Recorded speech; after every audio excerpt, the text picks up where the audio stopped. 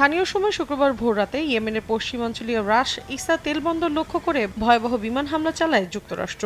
এতে হতাহত হন অনেকে। হাউথি পরিচালিত সংবাদ মাধ্যম আল মাসিরার বরাতে এক প্রতিবেদনে এ তথ্য জানিয়েছে বার্তা সংস্থা রয়টার্স। ইরান সমর্থিত হাউথি বিদ্রোহীদের ওপর মার্কিন বাহিনী আক্রমণ শুরু করার পর এটিকে সবচেয়ে বড় হামলাগুলোর একটি বলা হচ্ছে।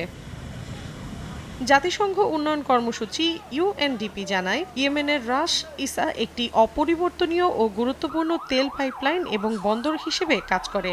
দেশটির প্রায় ৭০% আমদানি পণ্য এবং ৮০% মানবিক সহায়তা রাস ইসা, হোদাইদা ও আস সালিফ বন্দর দিয়ে প্রবেশ করে।